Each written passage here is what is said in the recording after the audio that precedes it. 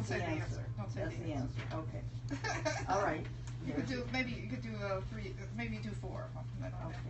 Have somebody The else. levator scapula muscle is the most likely to cause a stiff neck. But That's you don't it? say the answer. If this is true. Is that true or false? I don't know. I don't Okay. understand what the question. All right, well then, let's see. I don't understand. But This, they would get it like that. They would get it without the answer. oh, the That's- question is that's what the muscle? The blank muscle is The most- blank muscle Yeah. is the okay, that's what, see, I didn't understand what the question was, okay. Yeah, so The those- blank muscle is the most likely to cause a stiff neck.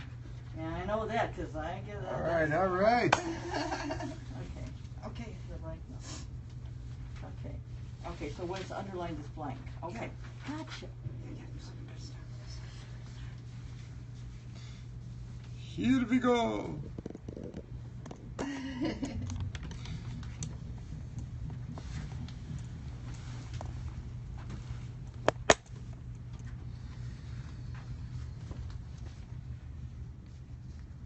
Hello everyone. Today we're going to do back of the neck pain and dysfunction. So that's going to be great, right? Tell me who's out there and where you're coming from. Tell me your handle. What's your handle? Here. I'll flip it around. Hi. So go ahead and tell me where you're coming in from. Oh yeah, give me a heart. Yeah, lots of hearts. There was a red heart there, yeah. Okay, so where are you coming in from? Red heart. So anyone, go ahead and tell us where they're coming in from as we're going along, and I'm gonna go over the muscles now that we're gonna treat today. Oh, hi Sharon. This is Lisa from Grand Rapids. Hey, Grand Rapids, Michigan. Grand Rapids, Michigan. Wonderful, Lisa. Yeah. Hi, Super. Lisa. Hi, Lisa. Say hi, Lisa. And here we have also Stephanie over here. So Stephanie over here. She's Hi everyone. She's going to be modeling a little bit again. And Camille is with us today. Hi, And Justin. here's Justin. Okay, so today the muscles we're going to be treating are the trapezius, the multifidi, the levator scapula, the splenius cervicis, the infraspinatus, the longus coli, and the supra and infrahyoids. So let's take a look at the pain patterns with those. Can you want to hold the camera for us here? Sure. Okay, so let's Should we show the pain key number we're going to be looking let's at? show the pain key number first. All right, so So pain key number 10 we're doing number today. 10. So March 29th, 2016, we're doing pain key 10. Can you see it good there? No, it's getting all blurry. I don't know what the camera's. Okay, you do the bigger one. All right, come on. Let's see. Oh, it's all blurry. Oh, it's all blurry? Okay, oh, that's bad. Okay, so let's take a look at this. I have this Okay. one just in here. This is a little bit bigger. Pain key 10 on here. Let's see. Okay, number 10, the back of the neck. Here it is. No, I don't know why it doesn't focus. Yeah, it's not Oh, it's not focusing. All right, let's give it Okay. a second to focus here for a second. Okay. So trapezius, we're going to take a look at the pain pattern. Or we could Yep, start better. over. Oh, better. Okay, Good. good. Okay, All right, so pain key number 10. there it is. So the muscle at the top of the pain key is the most likely to cause the pain. And that's the first one, is the most likely one, trapezius. So this is pain key 10 right here. And the most likely one is trapezius. And then second most likely, multifidi, levator, third most likely, splenius cervicis, fourth, infra, fifth, sixth, like that. So let's take a look at the pain patterns now. Okay. So these are all the muscles that refer pain to the back of the neck. So here's our trapezius, but here's the lower trapezius right here. And see how it causes pain all the way up here to the base of the skull, the back of the neck, and the top of the shoulder. So this is, but look at where the trigger point is. It's way down low over here. So it causes referred pain up here. Now this top of the shoulder muscle, part of the trapezius, also causes pain right through the top of the shoulder and the back of the neck too. So trapezius is the most likely cause of back of the neck pain. The second most likely cause is the motility. So let's take a look at the motility over here. So here, do you think you can see it pretty good from there? Here's the motility, and you can see they attach onto the spine and then onto the transverse process there of the vertebrae. And these are the second most likely to cause neck pain. And so they can cause pain right there, a little circle right near where the muscle is. So this would be causing pain throughout this region here. Okay, so that's the second most likely. What's the third most likely? Levator scapula. Levator scapula. Okay, levator scapula. Okay, so let's take a look at the referred pain pattern for levator scapula. And it's a good one. Here it causes shoulder pain and neck pain. Here it is. So here's the levator scapula, and this is the Travell and Simon posters, and you could probably get them through Amazon. But there's levator scapula. You see it causes crook of the neck pain right there, back of the neck pain, and of course shoulder pain throughout here. I think we have so a that's newsletter our on levator. that too, right? We do have a newsletter on that one. So that causes back of the neck pain. And the next most likely one is the splenius cervicis. Now this is remember we did this one for eye pain because it causes pain from the back of the head to the front, like severe eye pain right here. So here's the splenius. So here it is. So here where it attaches up here on the vertebrae here, and then again onto the vertebrae there.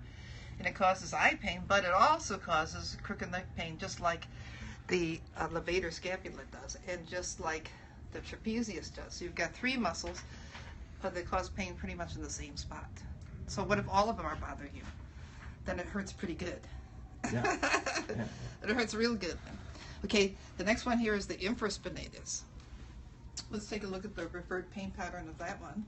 And the infraspinatus causes, is interestingly enough, causes front of the shoulder pain, but in addition to that, it causes pain up here in the back of the neck. So it doesn't show it in this particular one here, but it does cause that. So the infraspinatus and the longus colli. Now that's one of the muscles that's very likely to cause pain in the back of the neck. And usually if you keep treating the muscles in the back of the neck and the pain never goes away, it could be longus colli. So we worked on last week. Yeah, we did work on that. We're going to do that again. So sometimes it wouldn't be uncommon for us to work on some of the same muscles 2 or 3 weeks in a row. So that if you miss it 1 week, you can, oh, how did she do that? Probably the next week I might still be doing that one. Because we do treat some of the same muscles each time for a couple of in a row. Then we have the supra and infrahyoids. And they cause pain throughout the front of the neck and throughout the back of the neck. So they often cause it to be quite painful in those areas. So those are our muscles that we're treating today. So that's not so many. I think we can get through them all, right? Yeah. Sharon, can I show that we have many of these in the newsletter already? Yes. So, okay. And where could they find all those newsletters archived?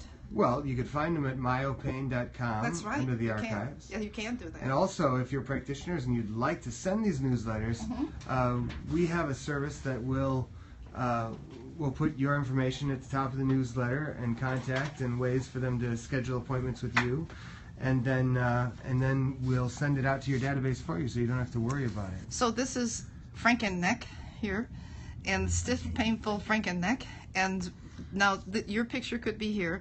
Now the reason that we created this was because all my students down in Nashville, we had a big class of about 20-some students back then, and they were all going to graduate, and they were all concerned, how will their communities realize that they know trigger point work, and they're not just an average massage therapist that doesn't really know trigger point work. So we made this up for them, and actually one of the first people that sent it out had more than 1,000 contacts, and they were making, like, how much did they make on the first or second time that they sent it out? Well, several $1,000s. Isn't it incredible? Yeah, they did. So here's one of the newsletters. So in the newsletter, we follow the exact same format. So we follow the good old marketing equation. Some of you know you have to first engage them, interrupt and engage them. So we say something like, stiff, painful Franken neck, fix the frozen neck muscle. This draws their interest, and they, well, what's the frozen neck muscle? Then we give a brief introduction talking about, waking up with that kind of frozen neck feeling. And then we show them where the referred pain pattern is for that muscle. So there we have a picture of our model, and then we have overlaid the skeletal structure and the muscles, and showed the levator scap going right up there, and we showed where the trigger points are found, plus the red area shaded for where the referred pain is. We do this nice, simple, easy layman's language, but interesting enough for professionals to read, but also and learn from, but also easy enough for the layperson to be very comfortable with. And then after we've seen the referred pain pattern, remember that's one of the legs of the tripod. The other is, so it's, referred pain. The second leg is range of motion. Evaluation. Yeah, evaluation. And the third is Treatment. Palpation. Oh, yes. Yeah, for the assessment. Yes. Yes. Okay. Right. So for the assessment for the range of motion, in order for the levator scap to be working properly, you have to be able to have full rotation. You have to be able to tuck your chin to your armpit and ear back to the scapula. And that is 3 tests that we have to do for the levator scap. Some modifications with Sharon's expertise. And then after they perform the self-test, so they know where the referred pain is, then they perform those tests, then they can, then they palpate. We teach them how to palpate. And then we show them the 3-step treatment, which is always heat, compression, and then range of motion. And so all the newsletters follow that same exact format. So the other one we talked about, the splenius cervicis today, causes a headache in the eye, blurred vision, things like that. Also, it's one of our muscles for the back of the neck pain. And so, again, we show them the pain pattern. And it's nice because these pain patterns are overlaid onto actual models, so it looks more relatable to the patient. And then we show where the muscle is, the splenius cervicis. Again, it's laid right on top of the model, and shown where the X's are, where the trigger points are most commonly found. Then the tests that they need to pass. So if they can't tuck the chin to the test, we show them passing and we show them not passing. It's good to have models that can pass the test, otherwise we run into trouble. Then Sharon has to treat them. Yeah. Oh, you can't pass the test. I have to treat you first. Right. So, and then head rotation. So these are the 2 for that test, for that muscle. And then, of course, palpation, the gold standard. So remember, in order to diagnose a trigger point, you have to have some referred pain pattern that fits the muscle. You have to be able to show that there's limited range of motion, and there have to be palpable taut bands or pain, upon palpation. Or you can have any one of the 3, and it would still count as myofascial pain. And then we treat with heat, then compression, and then some range of motion exercises, and sometimes some perpetuating factors like not sleeping or sitting with your neck craned forward at the computer or sleeping in an awkward position. And along the side, we have ways for them to purchase self-care tools and things so that you can be remunerated if someone buys a self-care tool. Let's see, we had one more today. The migraine maker, Well, that's also on the list. they need self-care tools. Well, they need self-care tools. But it's convenient for them to get them right off the newsletter if they like. Okay, so then the migraine maker, and again, a catchy title, something that catches people's eyes, catches their attention, and then it's a shoulder muscle that causes migraine. So that's interesting to most people. Then here we go. There's the question mark referred pain pattern belonging to that trapezius. Upper trapezius. Upper trapezius, I should say, yes. And so if they have that kind of question mark pain, then they'll start to think, oh, I know I've seen that in a newsletter somewhere. That's caused by trigger points. And then they call up Myo Pain Relief Center, well, which has been changed since then, pain-free full function. But and then they can do these quick self-tests. Can you turn your head all the way to one side or not? We've been doing that range of motion test a lot. So you can see how important this one range of motion test is, because there's a lot of muscles that go into turning your head side to side. It's an important thing to be able to turn your head side to side. And then lateral flexion. So again, we show pass and fail. And then and then palpation, and we show them the upper, mid, and lower trapezius, and we show where the trigger point's most likely. But we talk about the secret tip of the lower Well, this trapezius. upper trapezius is the most likely one to cause the question mark pain. Mm-hmm. So this is the top, plus it goes up the side of the neck, and then up the back of the head, and then to the top and over the temporalis. Mm-hmm. And Sharon is again using the compliance tool. It's called the highlighter. If you circle with something on a highlighter on a piece of paper, people never forget what you highlight. That's it. Okay? And so then we teach them how to use heat. Heat. Yep. We teach them how to compress. There's a compression. With the back knobber, and then She's right on the one that goes up the side of the neck. And what are we doing right there? What's so important about this advanced treatment? It's on the stretch. That's right. Most people who do trigger point therapy without being trained properly will forget to do things on the stretch. So important, and on the short. And then here we talk about that extra tip of making sure that the lower trapezius trigger point is not activating the upper trapezius trigger point. So this is again something you guys can all get if you want to help serve your patients, or you can go to myopain.com and and sign up to be on our distribution, and you could just forward it to your patients to let them see what we've been writing about.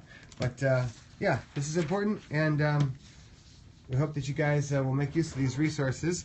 We spend a lot of time putting them together. It's many hours of writing that goes into this every month. So hopefully, What's the one we're doing this month? Oh, this month is so cool. You guys should all be experts on this because you've been treating the zygomaticus major. Right? The smile muscle. The smile muscle. The muscle that is responsible for the going- best facelift in the world. That's it. And it's the muscle you use when you go wee. Wee! The wee muscle. It's a wee little muscle, So that's the muscle we're doing today. but it brings a smile to everyone's face. That's right. That's right. So it's your facelift muscle there. Okay. So we've been doing that one. Okay, Okay, great. so we're going to be taking a look at each one of those muscles and treating it. So one of the first things we're going to do is do the range of motion testing today. So we're going to do that first, and everyone could do it together with us at home. Oh, Leslie said she's been sending these to her patients for over a year, and they love them. So thank you, Leslie. Thank good. you very much. Leslie, they love them. Wow. Yeah, we've had nothing but good responses as well. So for a year you've been doing it. Wonderful. Wow. It's always good to hear from you, Leslie. Yes, thank you. So this is how we set this up in the treatment room. So we're going to be doing test 1, 2, 3, 4 today, and then we're going to be doing test 12, 14, and 15. Okay, so we can do those all together. So Yep, and go ahead. are they able to get this off of our website, do you think? Yeah, I'm just going to make sure it's uploaded. In fact, when I pass the camera to Camille, I'll do that real quickly. It's real easy. This will go up on the same portion of the website where you can get the protocols for each area. Can you just look at with them the range of motion poster and where to get it, where you can order it from Kara Simpson? Yeah, so here's the range of motion poster. Some of you may have these posters and realize that they aren't numbered. So we number them, and then that corresponds with the chart right here. Again, this chart has all these numbers. 1, 2. For some reason it's not focusing very well close up, but 1, 2, and 15. See, for that trapezius. Then you could just go to here. 1, that's rotation. 2, that's lateral flexion, and 15. So up here, which is an arm abduction. That's for the upper trapezius. But so this chart is very useful. You can get these by going to this website, Round Earth Publishing. And again, I'm not sure why the camera will not focus that close up.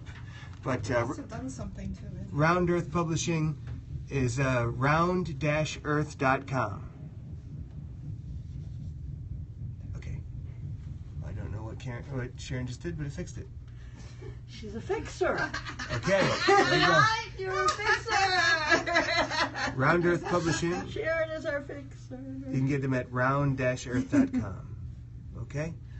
All right. Wow, thank you, Sharon. Oh, thank you. Look, so now I finally do this. So if you Back wanna, of the neck pain. You see how so it... if you want to focus on that, you just put your finger on it and then focus on the thing that you're looking at. Okay, great. A tutorial on Periscope. Okay, this back of the neck pain. Then there are the nerve roots right next to the name of the muscle.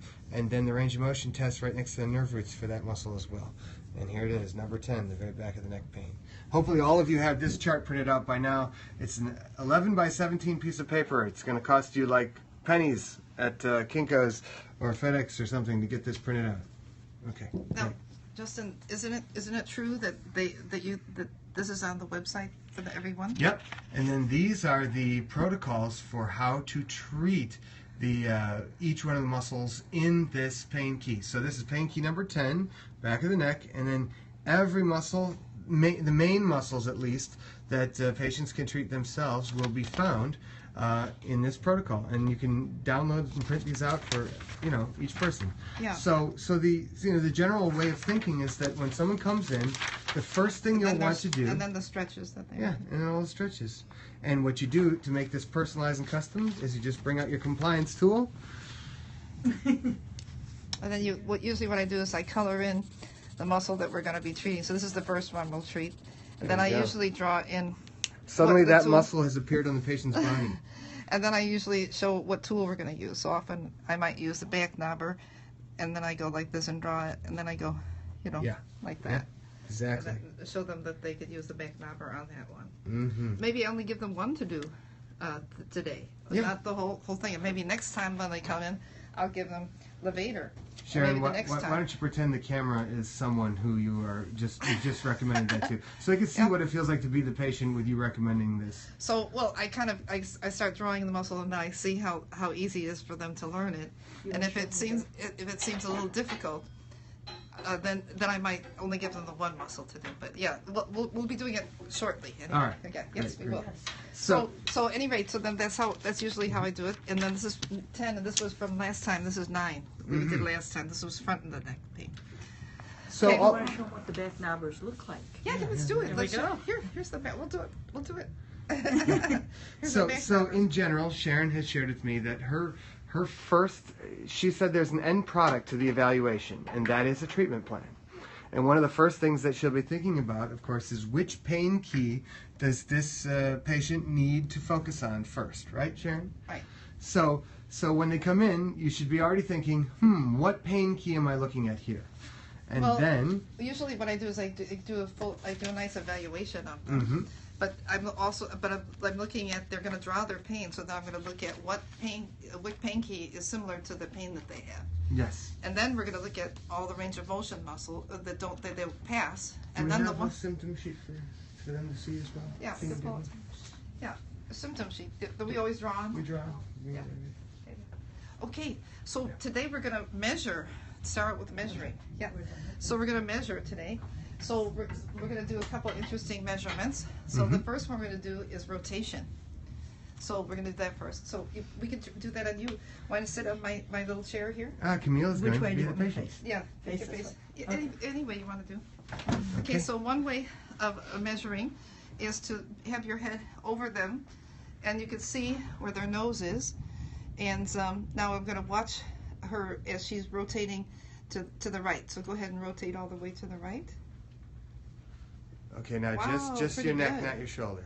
Yeah. Yeah, keep my shoulder down. Yeah. All right, so it's just minus 30 degrees. So we just want to increase 30 degrees, so that's good. So let's go to the other side. So 30 degrees to the right. Good.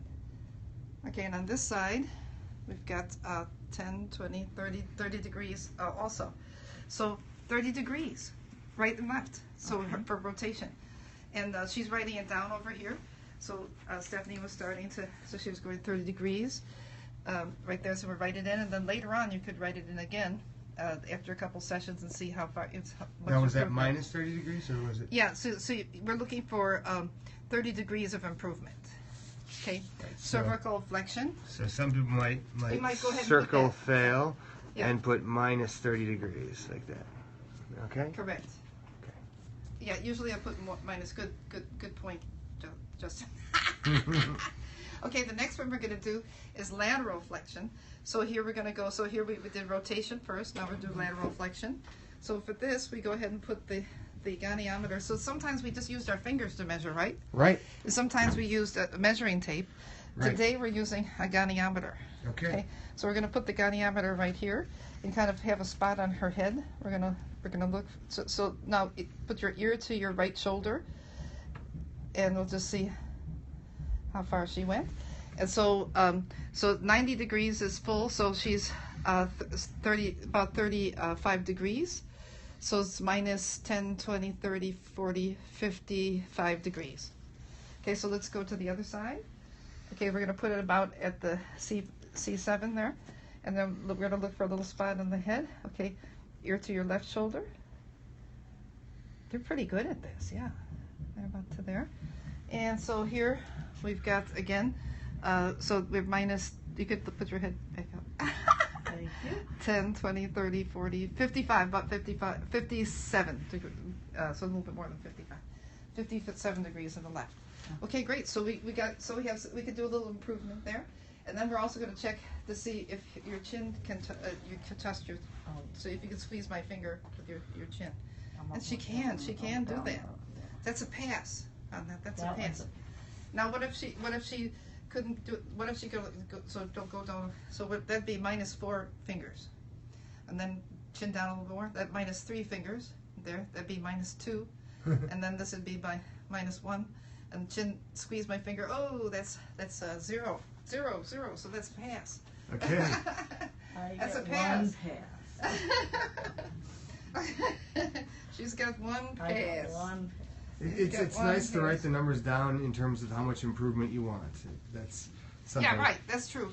So we might have a goal of improving 20 degrees, Mhm. you know, but we don't necessarily need to but you know, it's just a measurement, and then we can see how much we improve. Yeah. Yeah.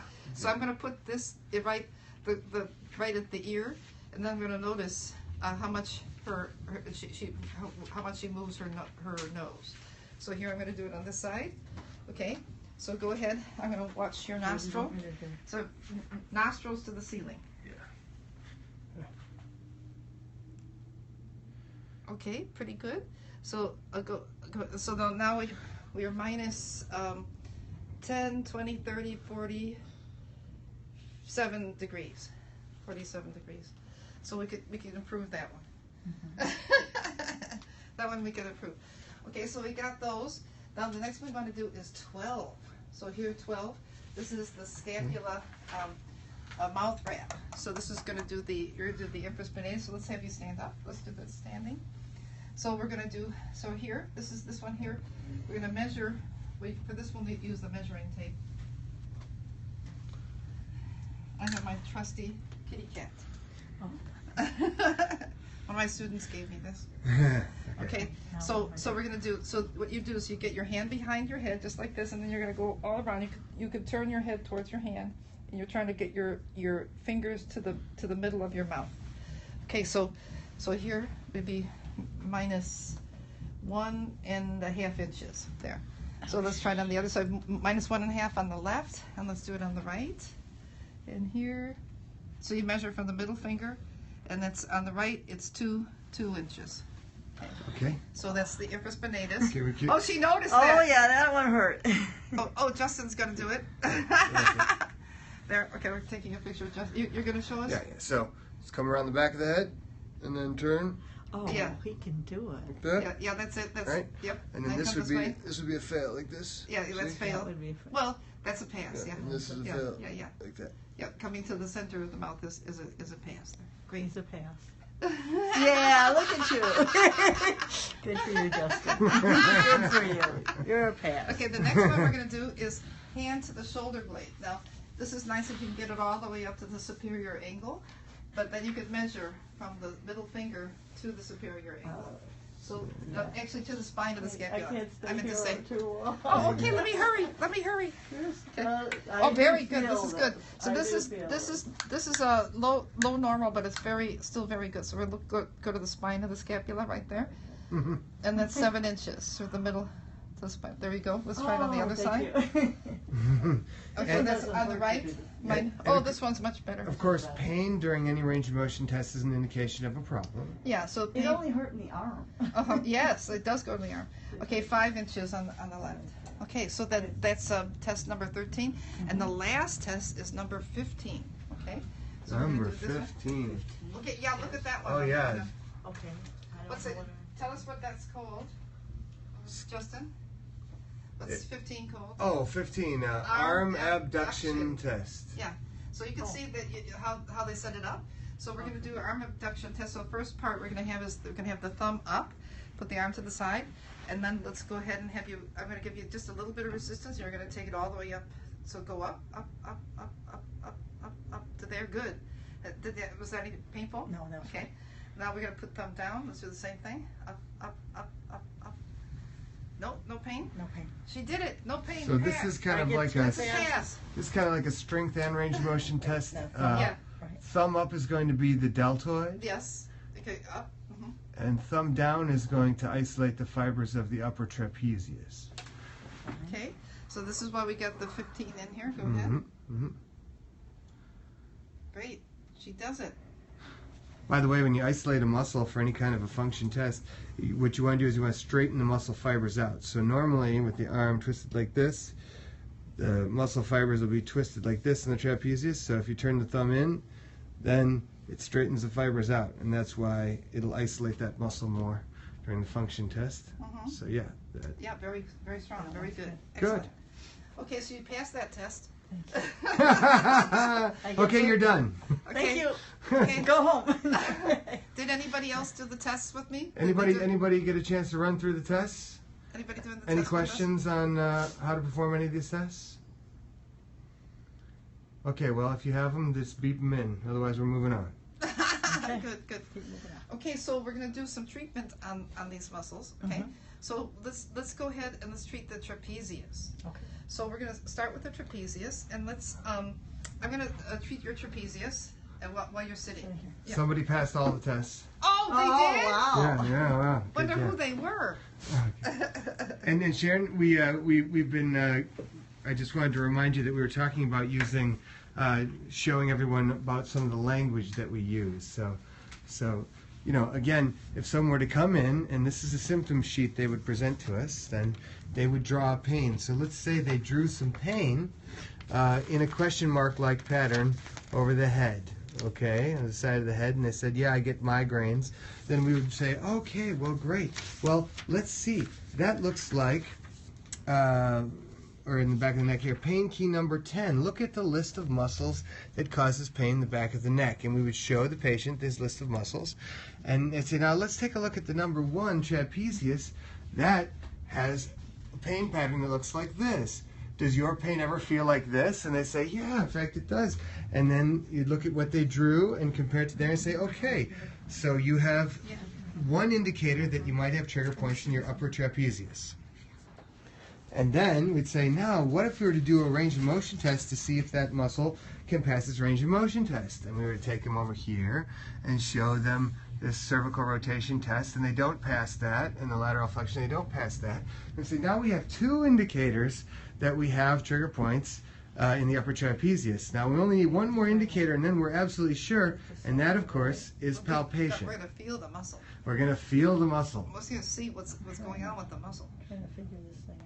And She's figuring her hair out here for a second. This I could assist you, possibly. Can you help me with that? Yeah, I'll give I you don't an know how it assistance. works, yeah.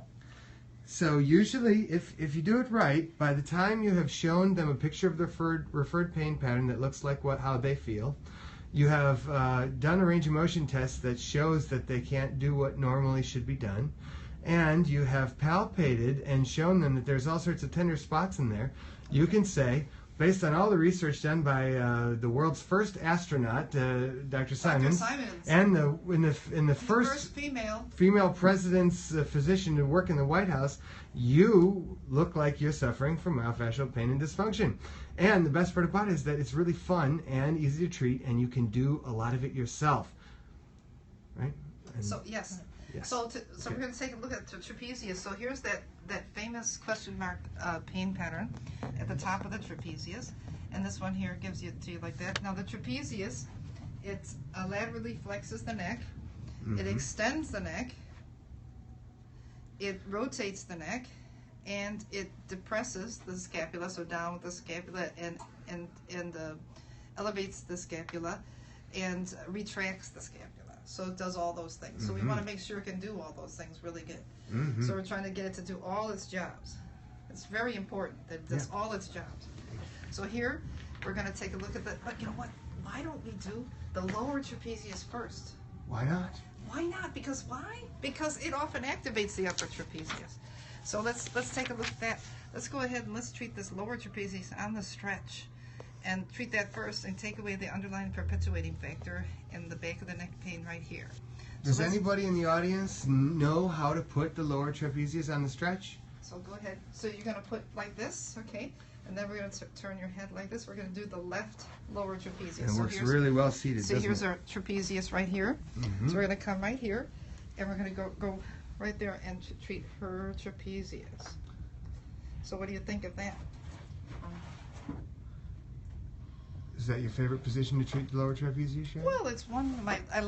I often like to treat them side lying on the table, Mm-hmm. and that's a really great way, too. This is a really great way, and I'm just gonna add a little more stretch there, okay? That one I feel. So remember, these go up. These here go up. So when you're pressing on it, you can see if you put it on a little stretch, you can feel. So when you're laying on the table, you can't do this as readily as you can when you're seated. You can see if what you're doing makes it stretch more. Yeah. Okay, let's give it a little stretch. Oh, I had the heat ready. So do you want to give us a little bit of one of those hot heat pads? They're right outside the door. That's another one, but I was going to use Oh, the. you can use that one. Okay, that's another one. Okay, so we'll put a little heat on this side after we treated it. We'll just use that one the way it is. Didn't I turn it on? No. Oh, it wasn't turned on. I was trying to turn it on. They weren't plugged in. That's right. Okay, heat in a minute. Okay. Okay, so we're gonna come over here. We're gonna look at the trapezius. Now I can feel I can feel the trapezius fibers right here. So I feel that they're not stretching right there. So I've got one finger on it here and one up there. So right now I'm gonna support her a little bit, and then I'm gonna come in here, and then come in right there, right on that lower trapezius, and do it while it's stretching. Oh yeah, there she's starting to stretch it. Yep. Good. Oh, yeah, she's good at taking a treatment, right?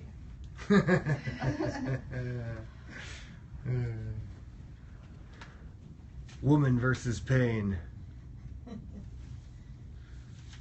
You can't fix it if you can't bear it. That one doesn't sound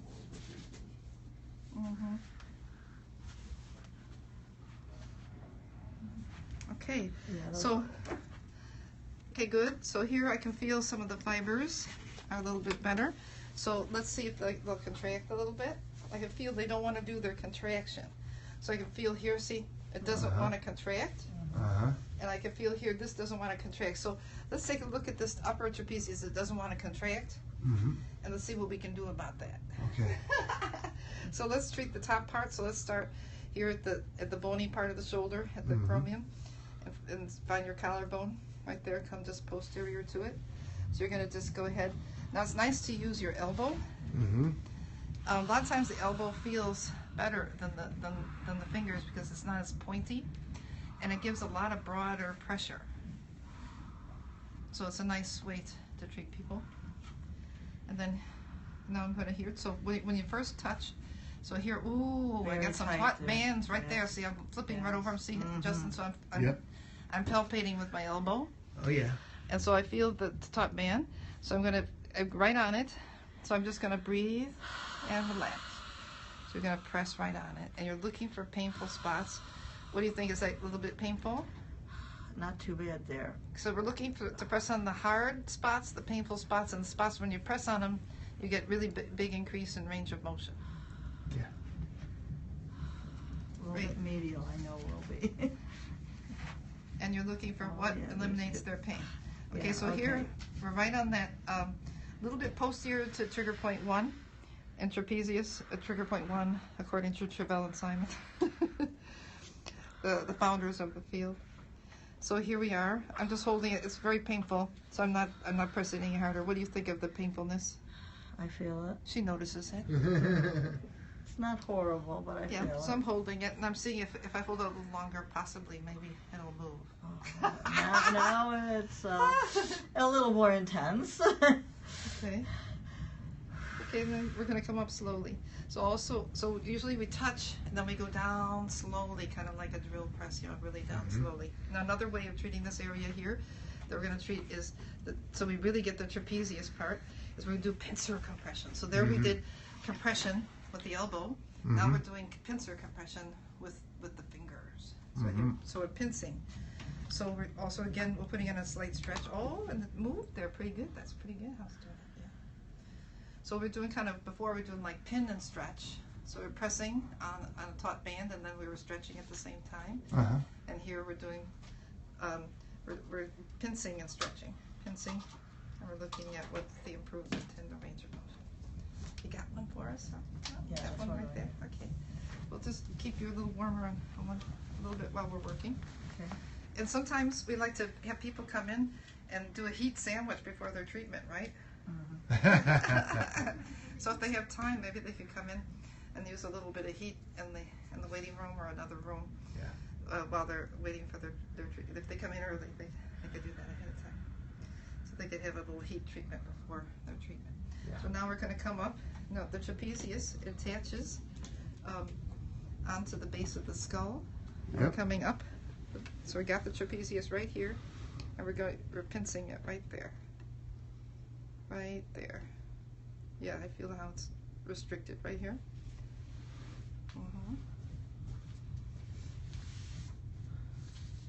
Now there's one test that we didn't do. Oh, and what who did we do? Who? Anybody in the audience know which test we didn't do? Hint: it's not on the range of motion charts, but Sharon always does it. It's necessary to completely assess the function of a muscle. It's on the Sharon's what do you call it? Gold standard chart. Yes. Yeah. Okay, nobody answered. Someone asked if we're going to use the well wave in any of our treatments. Yeah, we'll probably have a demonstration one day of how to use a well wave. We could do a well wave. How about if we also did an ultrasound? How do you do? How to treat myofascial pain with an ultrasound machine? Yeah. And how to treat myofascial pain with the well wave machine? Yeah. That'd be great. Yeah, we could do that. That'd be wonderful. We're getting some hearts on that one. Oh, but, wonderful. But yes, the nerve roots. The nerve roots, of Yes. course. If a muscle's not responding that well to treatment, we didn't do that. You might have an irritated nerve root causing the entire distribution of that nerve to be irritated. So that would be like you could look at it from the point of view of the myofascial trigger point therapist. That's an underlying perpetuating factor.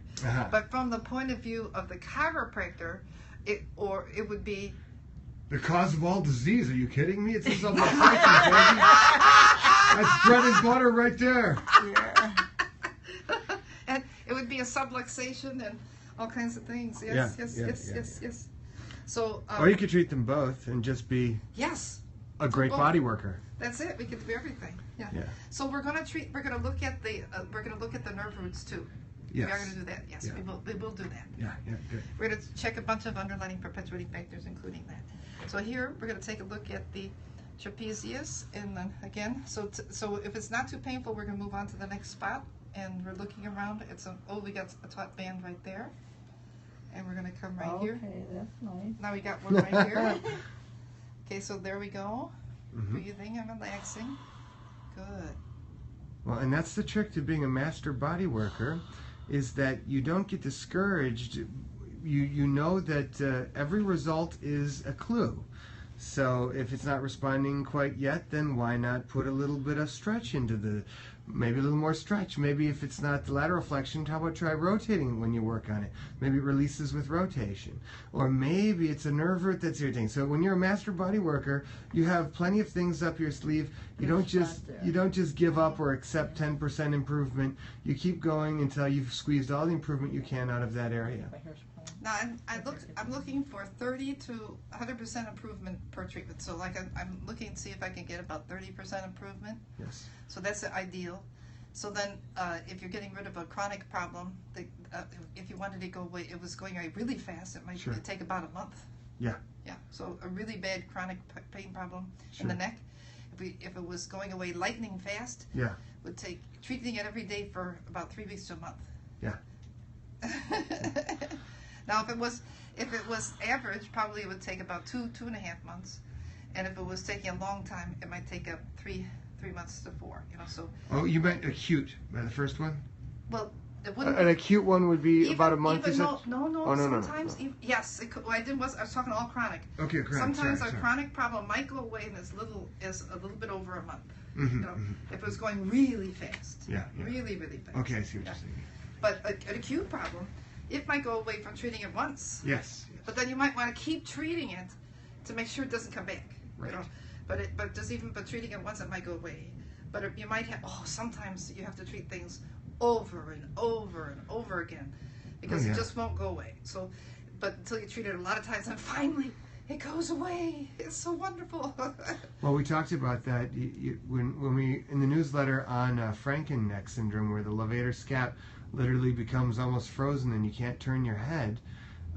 Many people just deal with that and say that has to run its course, because they're not taking the time to go on the stretch and then all the way on the on the short, and then the stretch again, the short, lengthen, shorten, and if you just don't give up until you've got it working the way you want it to, that little bit of willpower will enable the muscle to surrender and for it to go away in one treatment. So, Stephanie, could you read these first two highlighted questions? So we've got a few questions. Okay, a couple test questions. So, a couple test questions without the answers. Read it without the answer. Trigger point in the anterior neck fascia can entrap the brachial plexus. And the second question is... Well, but it's true or false? Is that true or false? True. No! I'm supposed to give the answer. No, you don't give the answer. Don't give the answer yet. Nobody has been able to do this successfully yet. Three of us have tried to do these test questions. All of us have somehow Sharon's failed. got trick questions for us to read. Okay, the rest of us aren't true or false. They're just the question. Just don't read it without the answer. The circled ones? The circle one said the blank muscle. Okay.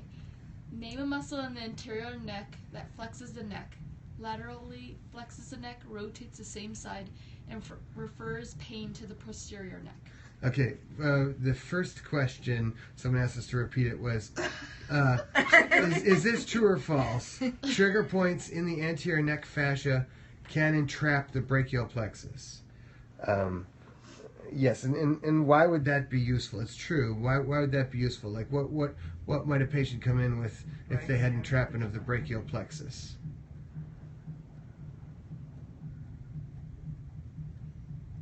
Anybody know? Well, they could have all the kinds of things that they might think of as carpal tunnel syndrome.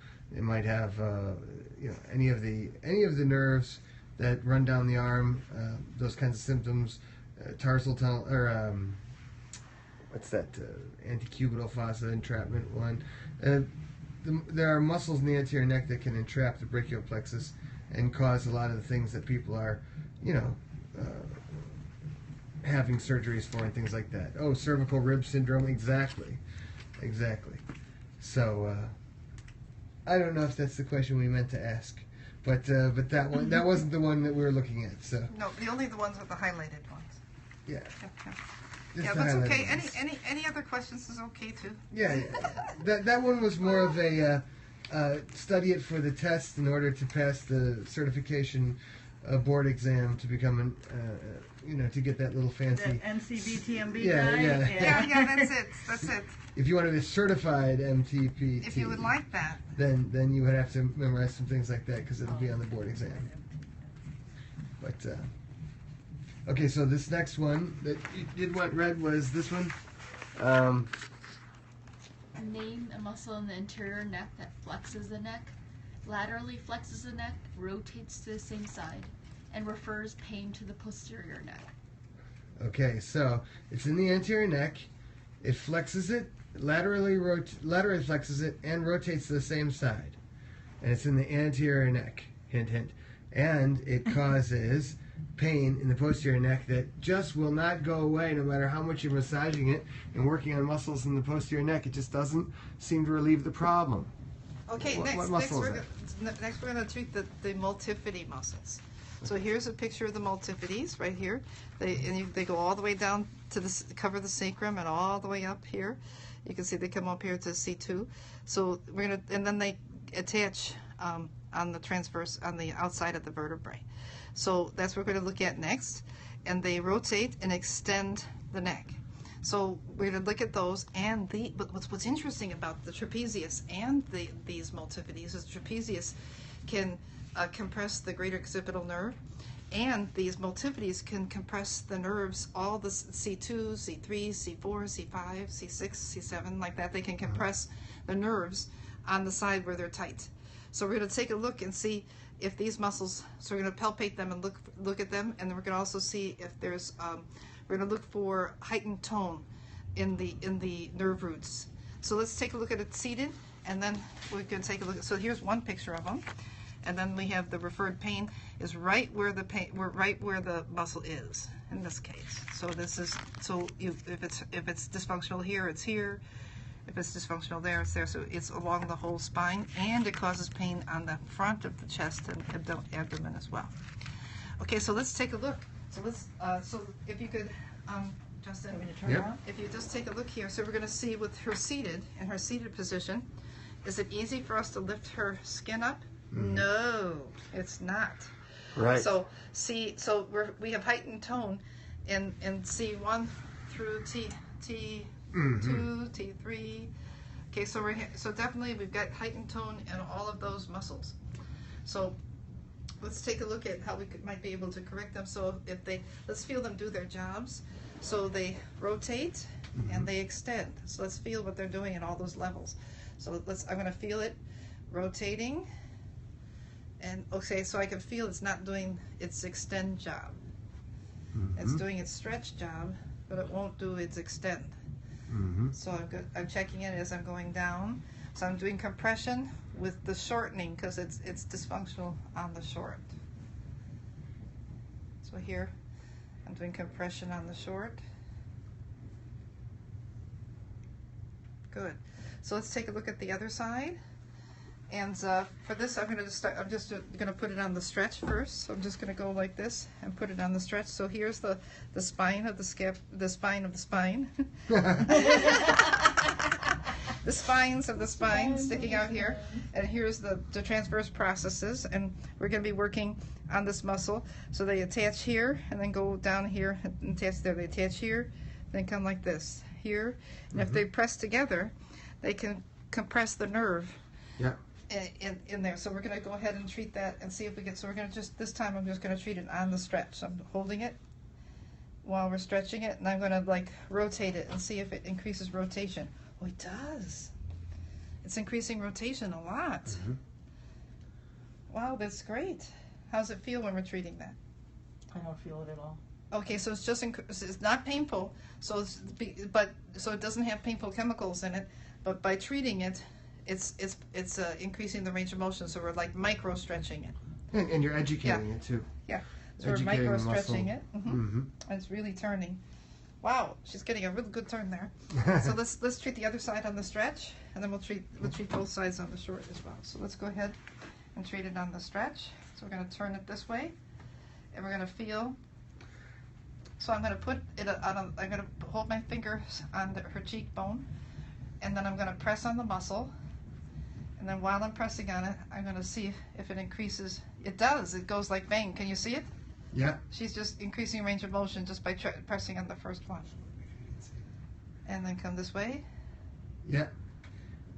Yep. So it's coming right along. Someone asked, can this be done in someone who has a pinched nerve? And Yes. This is how you get rid of a pinched nerve. Yes. Yes, this is how you do it. Yeah. And in the beginning, the range of motion may be really small if the nerve has been pinched. Oh, yes. It may be. They may be because of pain. They might be. The pinching may cause so much pain that you just could do it a little bit. Everything the same we're doing, but you know, keep it in mind not to make it too painful. Yeah, and that's why she treats it on the lengthening, on the stretch, but also on the short. So here we're going to do this, the right side on the short now. Yeah, let's do so the short. So here we did this, we did it on, so we'll do it on this side.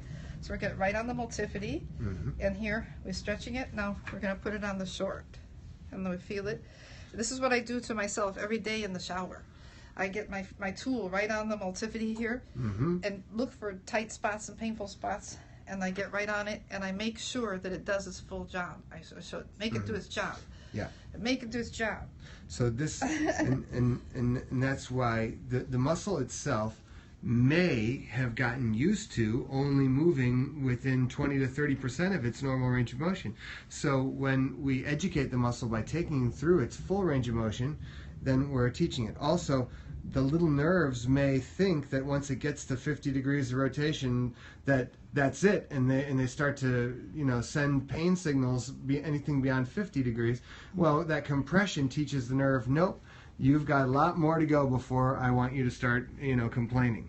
And so that's what we mean by re-educating the muscle to have full range of motion and full function, and then re-educating the nervous system to have different set points for thresholds of pain back to where we know that they are. And the more you work with muscles, the more you'll get this intuitive intelligence waking up within you to know, where the muscle should be, where its function should be. So Sharon nice and warm. yeah, Sharon has no lack of confidence knowing exactly how that muscle should be behaving, even when the patient has no idea that it was, what normal is. Sharon knows what normal is, and she helps the muscle remember what normal is. Yes, but I remember the last several hundred I treated. Yes.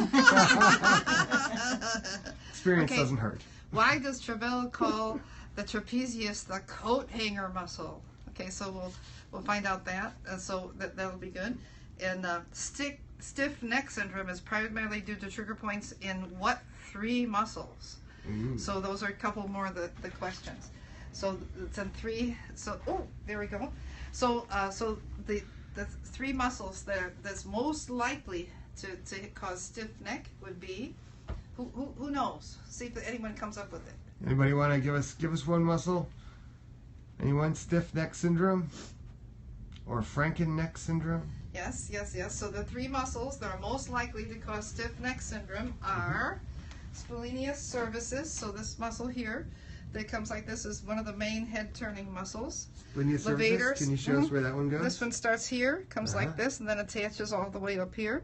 So splenius cervicis, and it's one of the main head-turning muscles, and it causes really bad pain right here, and in the back of the neck here. So the splenius cervicis, the trapezius, and what other muscle do you think?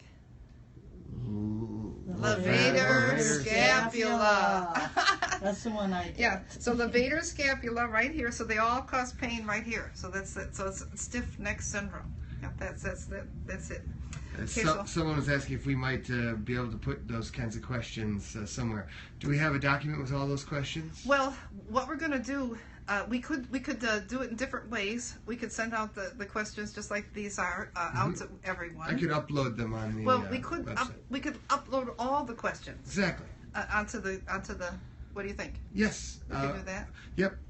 Kind of that would work. Where you find the protocols, Yeah. I'm also going to be putting some new things like the range of motion charts that we use to document the tests, and then we can put some test questions up and things like that as well.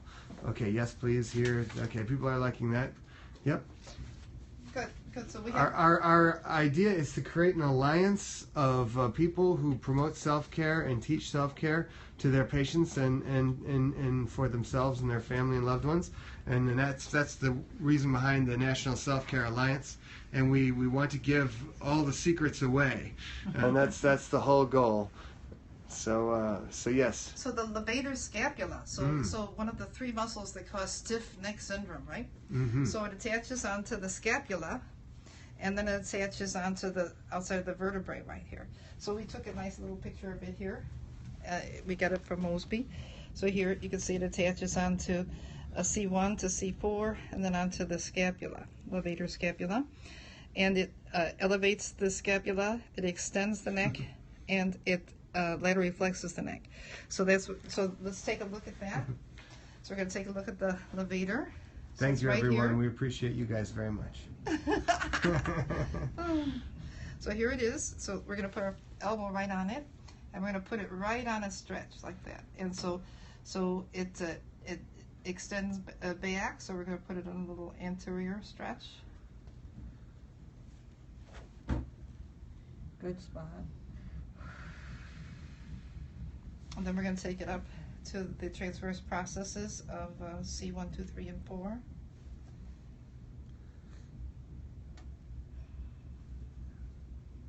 someone commented they're learning so much. Yeah, and we're really doing it at a pace where there's plenty of repetition.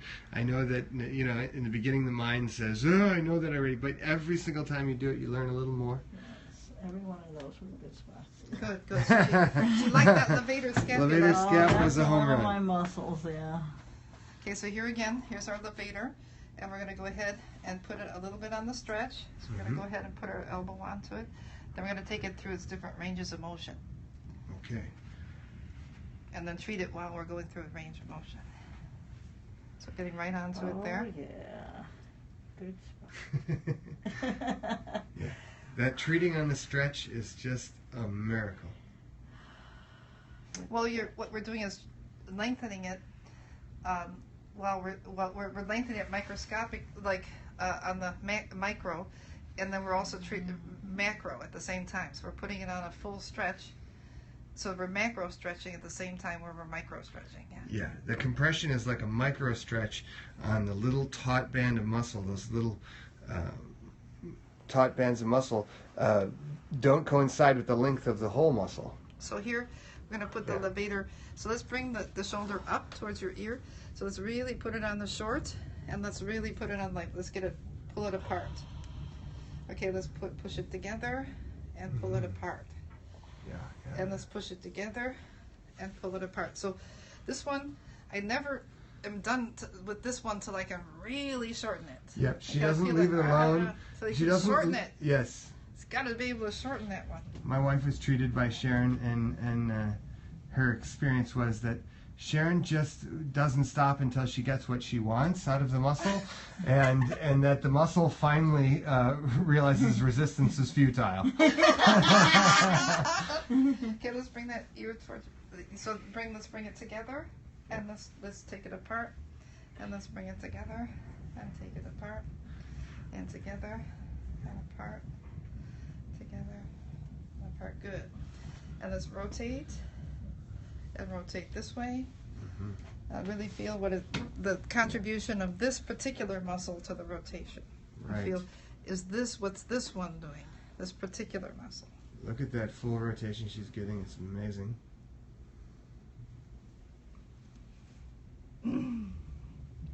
Let's take a look on the other side.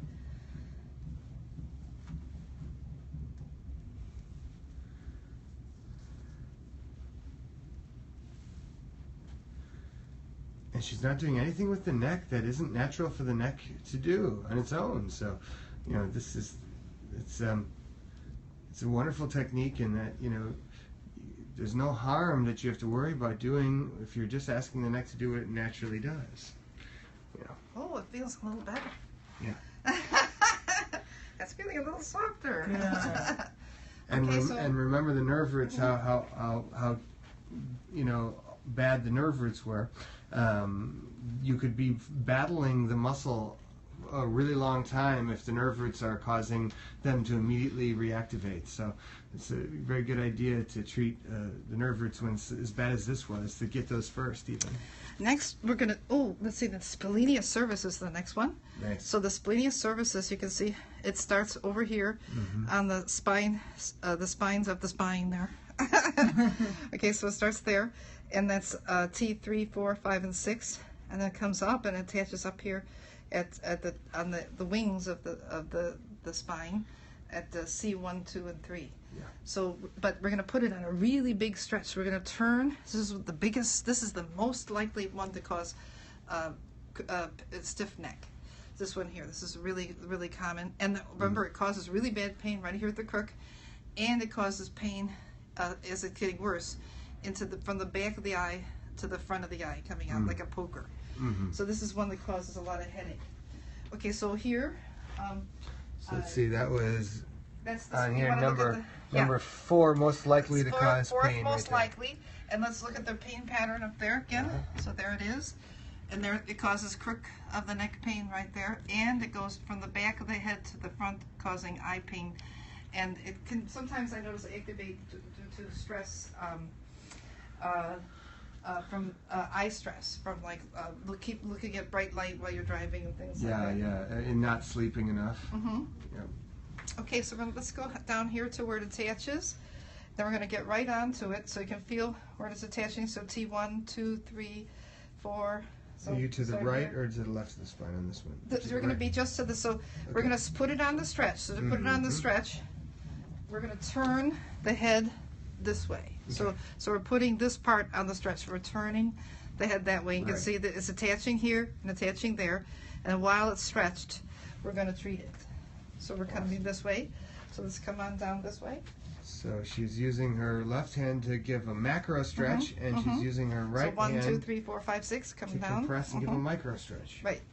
So here, and then I'm sort of giving her a little support there. So here, returning. So I didn't feel anything here, but what did you think? A little bit lower. A little bit lower there? Right. Okay, right there. Okay, yeah, right there. That's it. That's it, okay. So she feels, yeah, I can feel it there. Okay, we're holding it. So I'm right on a taut band. Yeah. We're pressing on it and holding it, breathing and relaxing.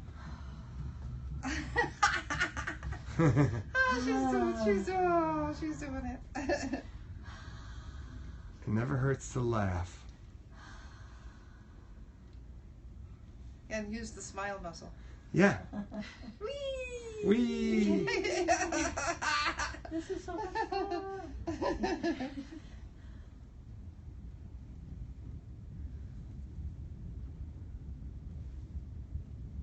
And come up all the way to transverse of C, 3, 4, 2, and 1.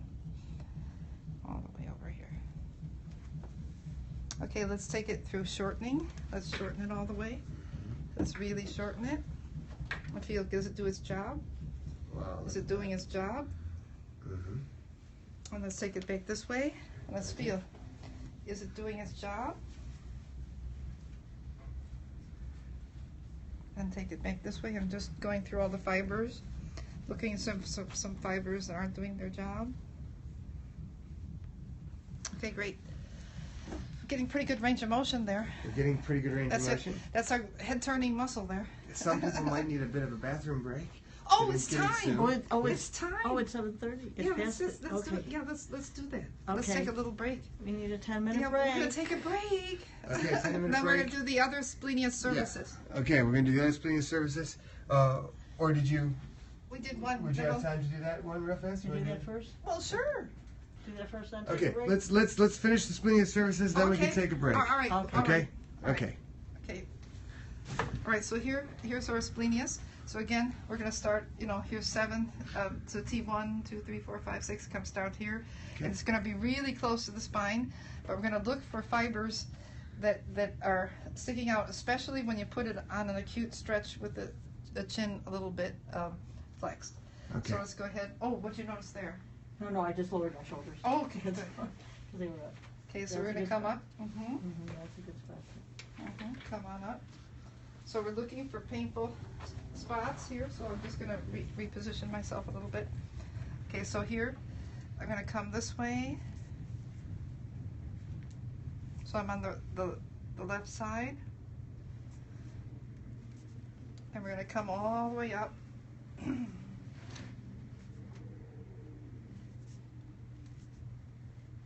Okay, we're gonna come to the transverse processes and see 1, 2, 3, 4.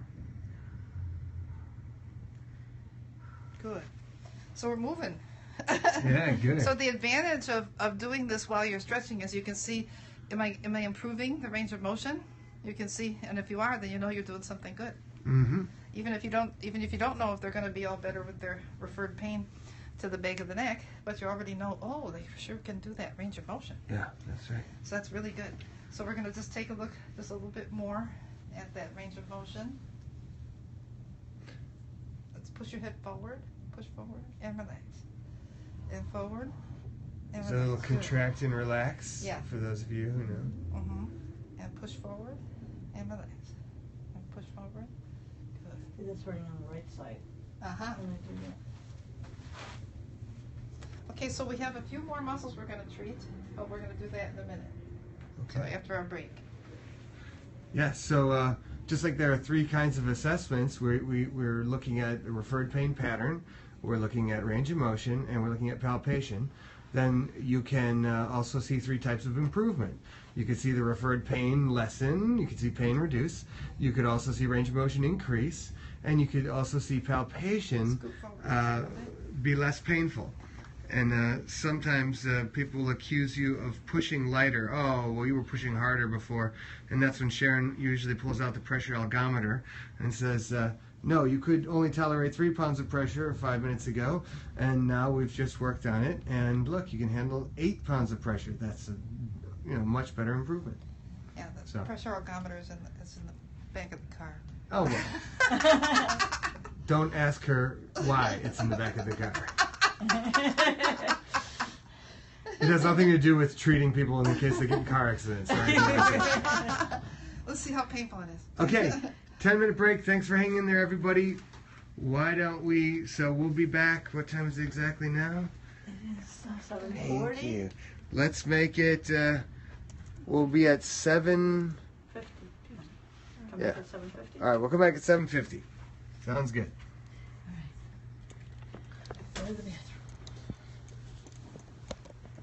Just at the end, could you give me some music for exercise? Yes, sure. And we're going to put up where these flip cards can be purchased. And if you have a front Okay. of the... Well, this is Mosby, which is a company. Yes, all right, okay.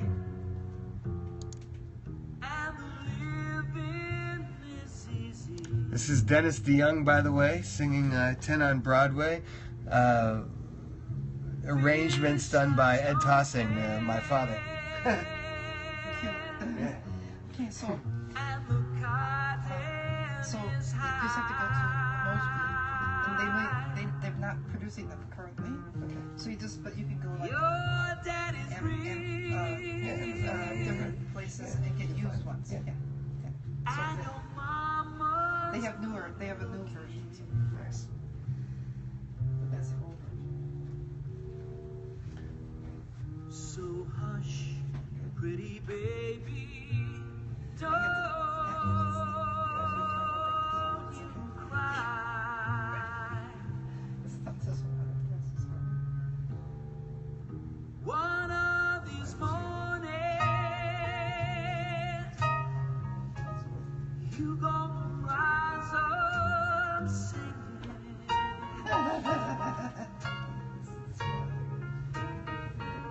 You're gonna spread your wings, then you take to the sky.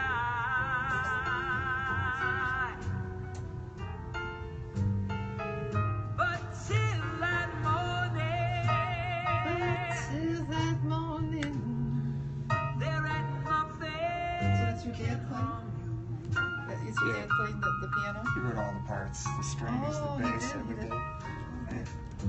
With Daddy And it's also and playing. Mama standing by.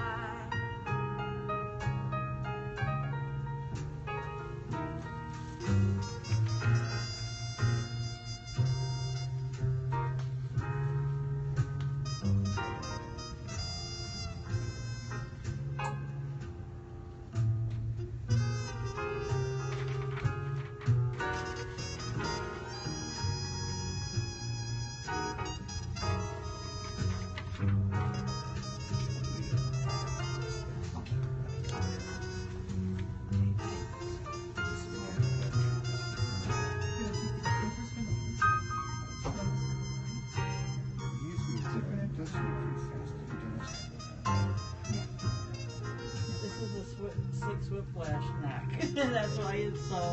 Yeah, sure. How come I have that? You know, 4 times I was hit from behind and twice I was a passenger. I should get a pass from the police that says I never have to stop again. Because if I stop, they hit me. But I haven't had one in quite a while. One of these mornings, you gonna rise up singing, singing. Child, you spread your wings.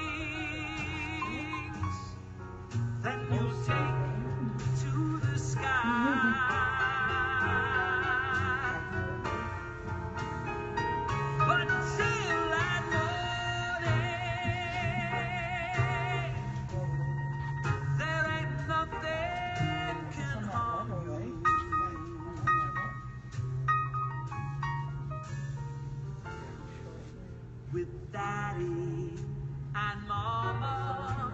Yes. Stand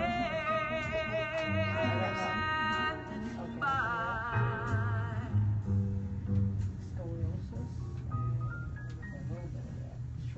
with daddy and mama. Stand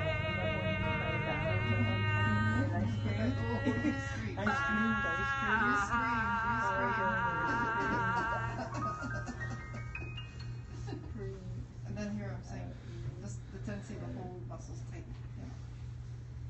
If you, Which one? this one, this last one, you just tend to hold your trapezius tightly. This last one? Just This muscle?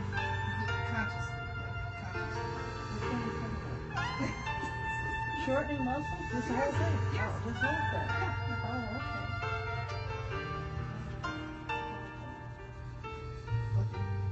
It's possible. Well, here's the shortening. Those are asymmetric. You could be symmetrically tight. First metatarsal. So let's put your six not meant to Galilee. would be Let's go for Amazing precipitating. mind. pre, P-R-E, sip, Very, very fine. Which one's it? I thought the chick. I asked him to say what had happened, One slash and one concussion. how it all began. U-S-S-I-N. I asked again. He never said a word. If we were to pick a few. As if With the concussion, I got slugged in the face. With the concussion, I got slugged in the face. and next Yeah, the that was when I got the concussion. was full of wild and angry men. First metatarsal. They seem to hate this That's the man. top. Yeah, that's Morton's Fell top. on him Morton's that foot. night. They disappeared again.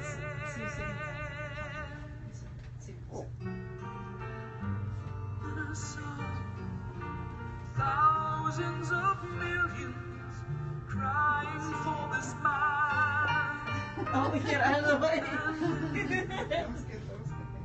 mentioning my name. And then I have the things in my Yeah, shoes. don't- Yeah, I have the things in my shoes. The orthotics and your guys. Yeah, I got it together.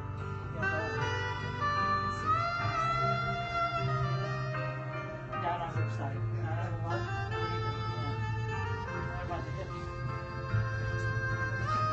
I believe that double tapping. That's nice music. That works. I have no idea.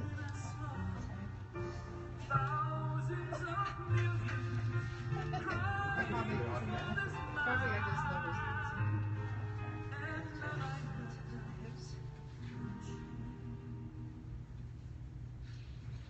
Pretty even. Oh, really? That's good. You want me to put my shoes back on? Yeah.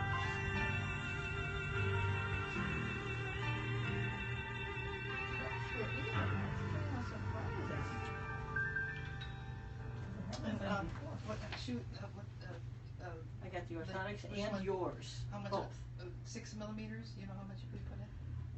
9, I think. I'm not sure. Do you want to look at them? Yeah, we could look at it. But if I take them out, then I won't get them back in the right place. Yeah, you don't do that. Okay. Just think. Can you tell by looking at them? Okay. Sam, can you feel it? I think they were 9 or more. Yeah. They're more than 6.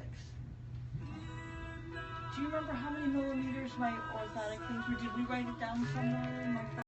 I thought they were 6. She is smiling. 9.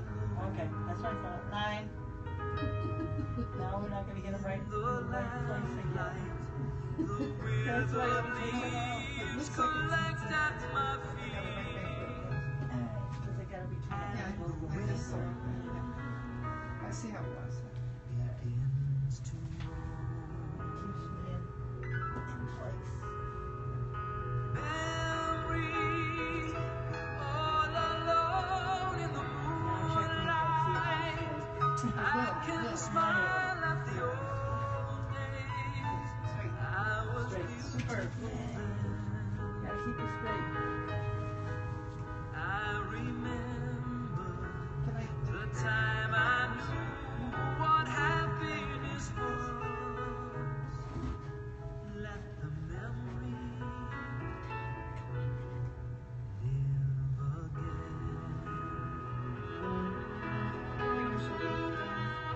Every street lamp seems to be a fatalistic warning. Someone mutters and a stranger shouts, and soon it will be morning. Daylight, I must wait for the sunrise. I must think of a new life, and I mustn't give in. When the dawn comes, tonight will be a memory too, and the new day will begin.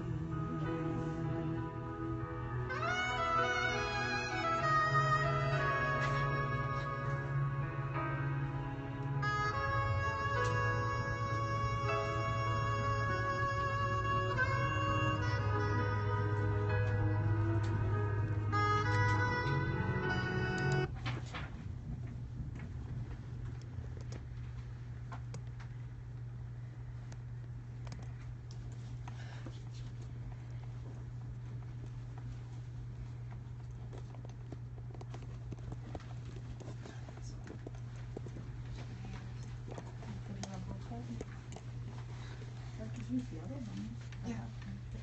This doesn't feel too hot. Is the volume up? This doesn't feel hot at all. Is it on? Volume? Yeah, because I think I pressed. Oh, it doesn't matter. It's still going on. You can go out and look and see. Check it. It should be. The Okay. next muscle we're going to treat is the infraspinatus. All right, so Okay. we've got a couple more muscles to treat. Then we're going to look at Yeah. perpetuating factors. Yes. So All this right. is the infraspinatus, and it attaches onto the whole back of the scapula and the shoulder blade. Attaches onto the humerus, and its action is it laterally rotates the arm. So let's do it. So it's like this is. Let's do it together. So it'll be lateral. The thumbs out is its contraction. Thumbs in is its stretch. Thumbs out. Thumbs in. So that's, but also that's its stretch. That's its contraction. It's kind of like a fan. You know, so it moves in all these different directions like this. Mm-hmm. And remember the range of motion test was, can we get our hand to our shoulder blade? Mm-hmm. And can we get our hand around to our mouth, to the center of our mouth? So but what's interesting about it is it causes bad front of the shoulder pain, and it causes pain in the back of the neck. Mm-hmm. So it's an interesting So let's look at the pain pattern. So see, it causes pain here at the back of the neck. Mm-hmm. If it's almost always you see it, feel it in the back of the shoulder or outside back, and then you feel it at the base of the skull, right, or the base of the neck skull area there. Mm-hmm. But it also causes pain down into the hand and in the shoulder blade area. Oh, definitely. Yeah. People that have like a tight pulling or numbness feeling in the hand oftentimes have infraspinatus pain. Okay, so we're going to take a look at her infraspinatus. So she put a little heat on it. She was warming it up. So we're going to take a look at its range of motion. So here, remember, it's from the spine of the scapula to the so that's like like about 8 inches or 7 inches or so. So let's see if we can improve it. So we're going to treat the infraspinatus. So here's the spine of the scapula, and we're going to go just below it here into the infraspinatus. So we're going to treat it while we're moving it. So let's go ahead and first we'll give it a stretch. We'll treat it while we're stretching it. So this is so here we're pressing and looking, treating and analyzing, looking at, do we have any taut bands? So here, I didn't see, but here, let's see, right there. Okay, so here we have a taut band, so we're going to hold it. Okay. Breathe and relax. So we looked around on the muscle, didn't see a taut band up a little higher, but there we saw it. So we're holding it, breathing, and relaxing. And we're stretching it while we're pressing on it. How's that feel right there? That's right. Okay, now we're coming a little bit lower down here, so we're looking. I feel, how's that feel right there? That's tight. Yeah, so that's a little taut band right here. So we're stretching it. You hold it right there. Yep. So we're going to get right onto it and press on it. Wow. Now remember, this causes front of the shoulder pain, pain down the arm, into the fingers, and it causes pain at the back of the neck. Mm-hmm. Interesting? Definitely. That's a good one there. Okay, so we're going to hold that one. And let's stretch it while we're pressing on it. Oftentimes when you Yeah, push they- on these trigger points, people will feel pain down their arms and into their hands. Mm-hmm. They often do. Yeah. You often feel, so if it's not an active trigger point that's causing pain all the time or a lot of the time, it may be a latent trigger point where it only bothers you. It causes shortening and range of motion problems, but it doesn't hurt unless you press on it. And then when you press on it, you might feel the referred pain pattern. Mm-hmm. Okay, so did you feel any of those referred pain patterns? No. No referred pain patterns. Good. So let's take it through its range of motion. Let's rotate in and let's rotate out. Rotate in and rotate out. Let's feel it's doing its job. Oh, I can feel we got some problems there. Oh, we got a few problems there. So some of the muscles don't want to do their job. So some fibers here don't want to contract, but also an underlying perpetuating factor in this muscle moving is the pec muscle. Ah. So the pec muscle's a little tight there. I just felt that. Yes, they're tight. And so that's what we highlighted things that were underlying perpetuating factors for her, and one of them is tight pecs. So so that's one of the ones. So let's take it through its range. Let's see if we can get it to do its job better. So here, oh yeah, so it's coming a little bit closer. So before it was about an inch, so it's about an inch better. So I just keep looking at so often I try to get it to pass the range of motion test. So I put it in this position. So one good stretch was taking it across like this. Another good stretch is taking it into this position. And let's treat the top fibers. So now we got them on the stretch, and now I'm going to look and see if there's any taut bands that you can find. She says yes. There's a little bit there. Yeah. Okay, did you guys catch that? So, different ways to put the muscle on the stretch. Most people just treat the infraspinatus lying, prone on the table. But here she's got it wrapped all the way around the front of the chest and wrapped all the way back up to the shoulder blade behind the, Now let's also get this section, especially on the stretch. And then we're going to take this around, and let's go to just try to touch the corner of your mouth. Okay, And let's do that. And let's also treat while we're doing that and see if we can't get it to go a little bit more closer to the corner of your mouth. There you go. Or to the middle of your mouth. Right there, yeah. Excellent. Getting lots of hearts for this. Yeah, three different ways to put the infraspinatus on the stretch while you're treating So push it. your elbow, push, and then relax. And push. Good. Okay, so we're going to go ahead and treat right here. Yes. So I can feel some taut bands right there. I feel that too. So I'm just treating them on the stretch. What color were the hearts? Well, we just had a yellowish, orangish one. We had some purple, we had some red snap coming in. Yes, right there. Right there. Okay, let's take it back through the range of motion. Let's see, are we doing a little better? Okay, so press down. Sorry. And push down. Keep pushing. Great. Okay, let's take it this way. Okay, great. Okay, push. Keep pushing. Yep, keep pushing. Yep, good. Push down. Push. Good. So we're gonna go ahead, push. Great. Okay, so we're gonna take it back this way. Okay, let's push outward. Out, push. Good. Okay, so how's that feel on this side? I don't know.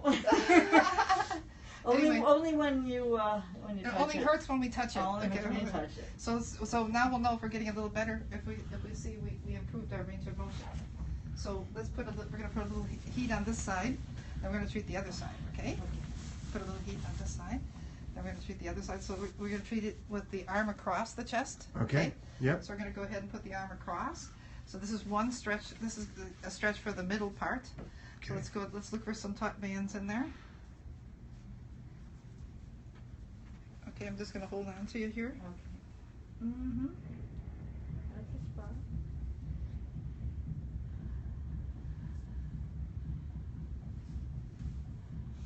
So I was in Hawaii, and I was treating some people with shoulder pain, and they had had pain for, the one said 7 years, and while they were hulaing, while they were doing the hula, okay, so there she's doing it for us.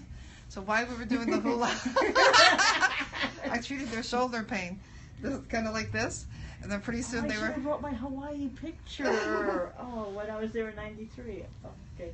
So and then when I got through, there was yelling. They were going, "Oh my gosh, my shoulder pain's gone! It's been there for 7 years." And they were really excited. How do people in Hawaii get shoulder pain? They fall off their horse. Of course. Or they get slammed down by a wave. Yeah. That's how people get problems in Hawaii. Yeah. Okay, so Oh, here- those kind of horses. Yeah. Riding the wild ponies, man. That's it.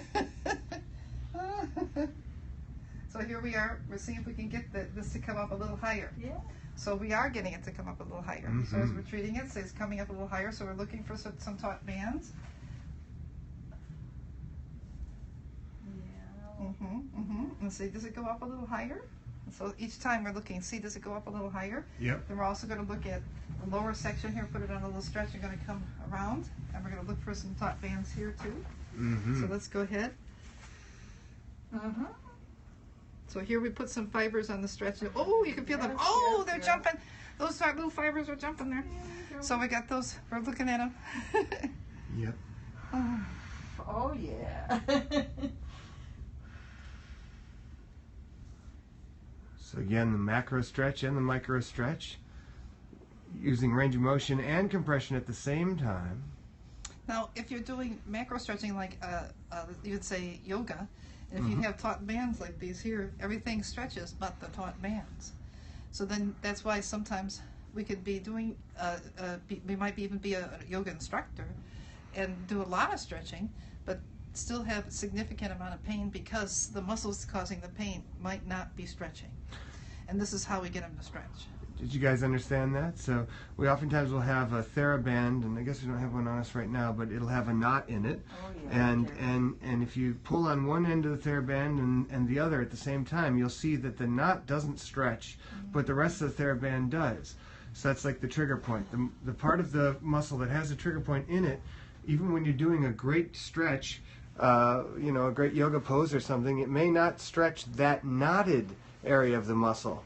That part may stay tight, and that's why you need the micro compression, the micro stretch, which is the compression. So when you find someone who's extraordinarily flexible, does that necessarily guarantee that they're stretching every part of the muscle?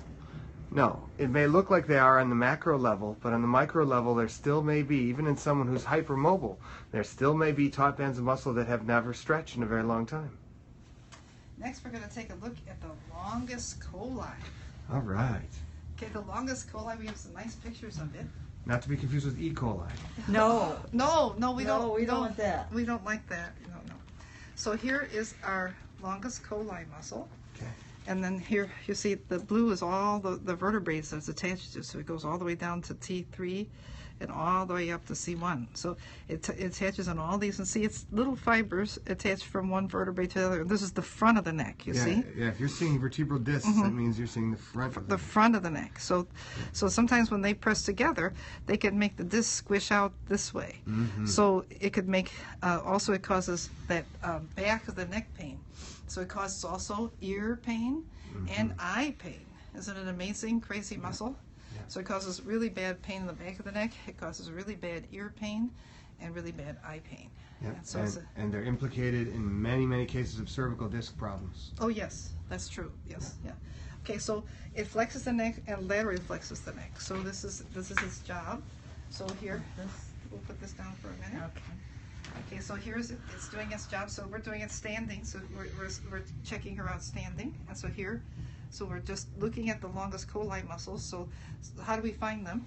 So we'll find the esophagus here, the throat, and let's just go right where the esophagus, and then you're going to go right behind it, and then you're going to flex. You're going to feel it doing its shortening job, and then back and feel its stretch job. So here, shortening and flex, and shortening and flex, and shortening and flex. Let's take a look at the. Hang on to this girl. Hang on to something. Hang on to this girl right here. I've got her. I got her good. Okay, so here again. So remember, you saw it. It goes all the way up here to C1. And remember, this is its job. So I'm gonna make it do its job. And ooh, I can feel it doesn't want to do its job on this side. Yeah. But see, it didn't like it over here. Yeah, there it goes. There, you know, she notices it a lot there. Yeah, so I found one part that doesn't want to work. Well, what kind of injury may hurt the longest coli a lot? Could be. What kind of injuries? Whiplash. I've had 6 whiplashes. She's had 6 whiplashes, so that could be the precipitating factor in her neck pain and dysfunction. Six whiplashes. 6. So if you have 6 whiplashes, how much does it take to? How long will it take to fix it? You know, the thing is, muscles have memory, but that oftentimes makes people think that it'll take a long time to forget the whiplashes. But may not. It may not at all. May not. Injury recall can be eliminated. They've shown it neurologically instantaneously. You can get a muscle to reset to its normal pattern of behavior instantly. But you have to be able to go into that area of, you know, if it's the longest coli, you have to be able to palpate the entire length of that longest coli along the entire anterior spine.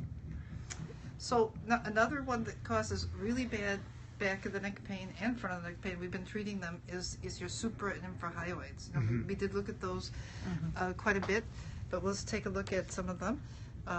Here's some great pictures of the longest coli. Over a human, and they put a skeleton on it. Oh, they did just like we So, do. There's some other nice longest coli pictures. Next, we're going to look at the supra and infrahyoids. So here's all of them, and each one separately. Here's the mylohyoid. This moves the tongue around and elevates the hyoid. Another one, this is a glenohyoid, and it elevates the hyoid, depresses the mandible, both of them do, the jawbone. And then some of the other, so basically what they do is they attach onto the hyoid bone, and they either hold it up or they hold it down, but they also cause really bad pain in the ear, in the eye, and also behind and around the whole neck. Yeah. Now, I would say that you have significant dysfunction with these. Okay, so Thank you. So remember we did the test of the chin going up, and also when I feel them, I can feel that they really do. And she said, "What did you say when I started treating them? What did you say?" I forgot. Oh well, she said. I don't like it. That's for sure. She doesn't like it. I don't like it. Okay, so here we're going to treat them. We're going to do a little bit with range of motion. It's significantly dysfunctional. Okay, so let's see if we can do something that makes it not as painful. Okay. Let's go ahead and let's chin down and let's chin up. What do you think of that? I don't like it. She doesn't like it. By the Remember, way- this is a significant cause of neck pain. By the way, these cards, they're not in production anymore, but you might be able to find them used. Copyright 2005 by Mosby Inc., M-O-S-B-Y. You find them. Yeah, you can probably find some. But, I like those cards a lot, and I did get them used through, I think, Amazon. so Sharon didn't buy them new either. Yes. So here we get some significant dysfunction in these. So when we treated these before, how did they feel when you treated them? I didn't find any problems when I tried it. I guess I didn't scale as hard. So she didn't notice any problems with them. No. Come over here, Stephanie, and just feel. But you could just feel. So feel. Just go ahead and give a little squeeze. Don't squeeze too hard. Yeah, she noticed it right away. Yeah.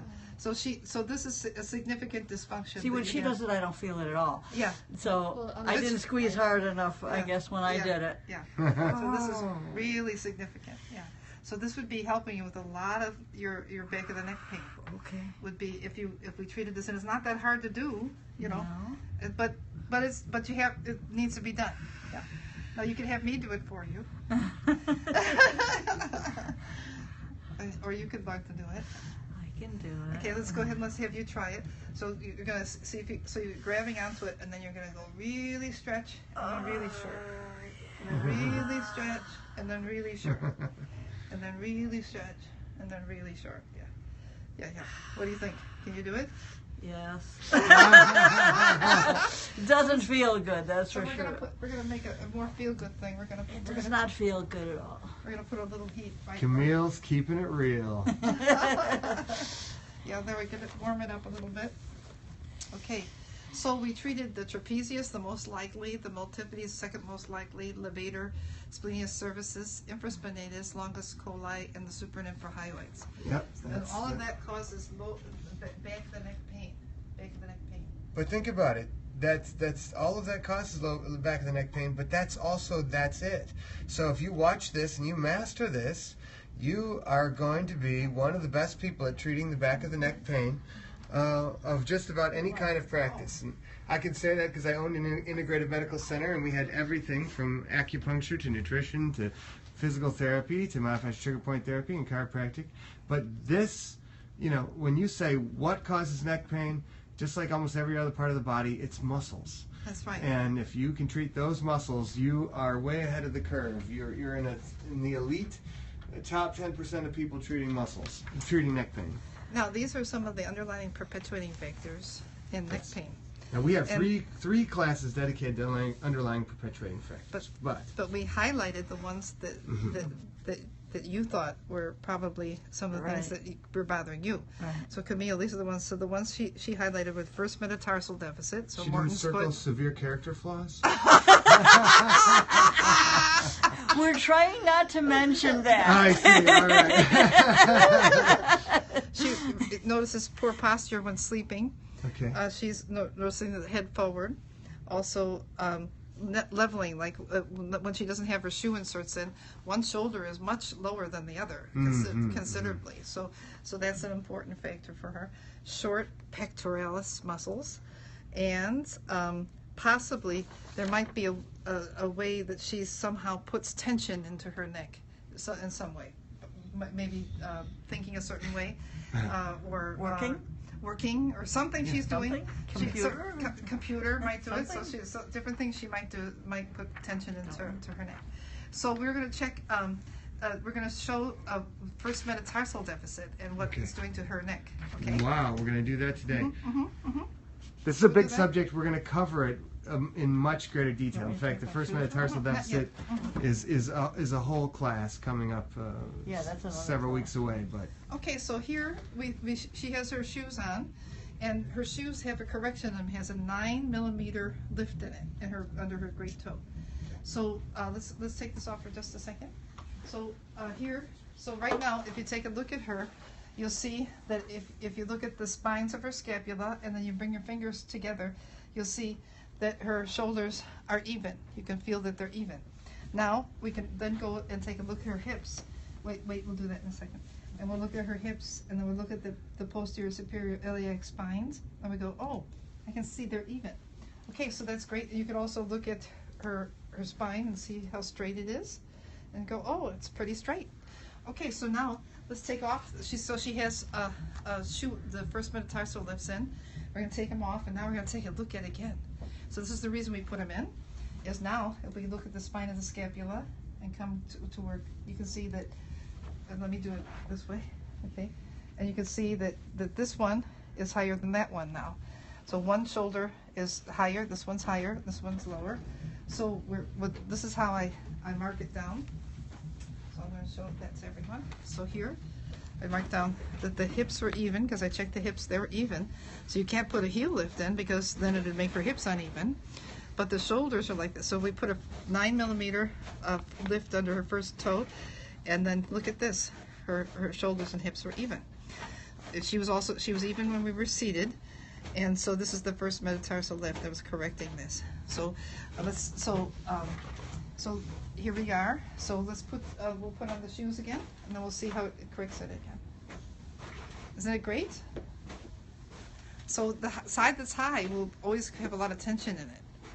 So now we put it in, and you can see you put it in that little fossa or the supraspinatus fossa, and you can see, oh, and she's very strong because she's really, really, really strong and really stable. So it's like a little tripod. So the first metatarsal lifts make it a little tripod, and it makes her really stable. So did you have something you want to show, Justin? Yeah. If you guys need another plug for the what does the lift look like? Oh, we need to show what the lift looks like. In fact, there's a picture right here. It looks like it goes into the bottom of the shoe, and right where that red outline is, there is a lift that just lifts the first ray. Everybody know that expression, the first ray? When you go to toe off, Sharon, show us toe off. When you're about to go toe off, yeah, like that. The weight should go through the first ray, and in someone whose first toe is has a deficit, in other words, it's shorter than the second toe, as in the case here, where you can see that the second toe sticks out longer than the first toe. This person, in order to get over that extra ledge sticking out on the second toe, has to roll in and hyperpronate. And that's where you get hyperpronation during walking. And sometimes, occasionally, the person will be a bracer, and they will yank outward on all the external rotators and things of the hip and stuff, and keep themselves supranated, but they'll develop trigger points all on the lateral side, and this person will develop a whole bunch of problems from the hyperpronation, all because they have to get over this obnoxious second toe that's sticking out. And this is very common genetic, it's probably one of the most common genetic malformations. So here's a correction. Yeah. So the one that we have in Camille is 9 millimeters correction, so you can see it's pretty thick. Yep. And then this is 6 millimeters. That's very common. Often we put in 3 millimeters. So you can see that this would, and then the rest of it's nice and soft and flexible, but you see that it adds a dimension right here. And you could put this in also with your orthotics. Yeah. So you have orthotics as well. Which I have. You can It's use them. overlooked in orthotics all the Yeah. time as the first This is- metatarsal deficit. Yeah, so frequently you have very good orthotics, but they won't have the first metatarsal deficit correction.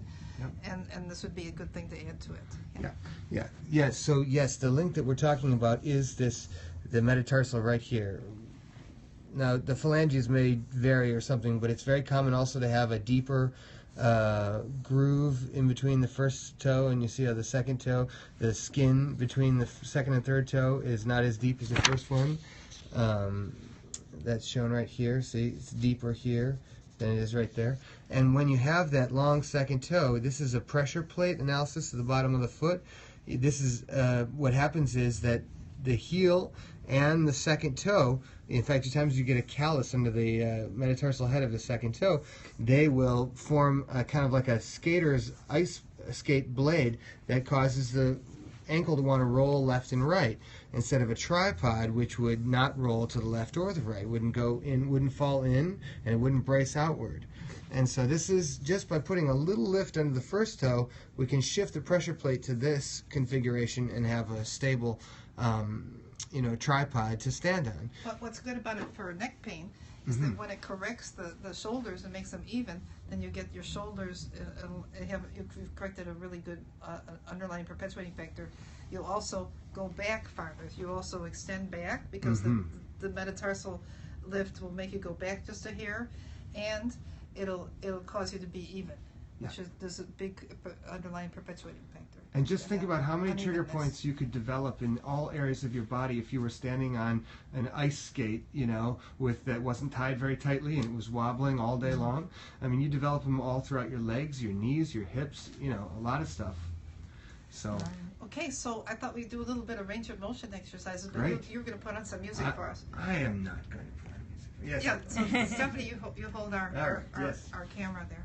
Okay, so we're gonna do some trapezius. Okay. Okay, and we're gonna do some exercise for the trapezius, also for the multifidus, the levator scapula, the splenius cervicis, the infraspinatus, longus coli, and the supra-infrahyoids. Okay, so we're gonna put a little music on. So let's do ear to the shoulder, middle, ear to the shoulder, middle, ear to the shoulder, middle, ear to the shoulder, middle. Then turn to the right, or your left, or right. My love. Okay, we'll do it opposite here. No, when I'm on the street where you live. Okay, chin to your chest. In the heart of town. Okay, shoulders up, shoulders down, shoulders forward, your thumbs all the way in, and thumbs all the way out. Shoulders up, down, and head and everything forward, and the thumbs and everything back. Good. And shoulders up, and down, and everything forward, and back. Now let's just do one arm at a time. So let's do your left, and in, and out, and in, and out, and in, and out. Other side, and in, and out. Thumb way out, thumb way in.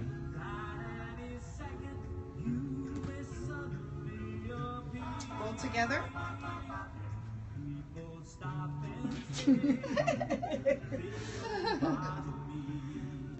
Okay, let's do the range of motion exercise.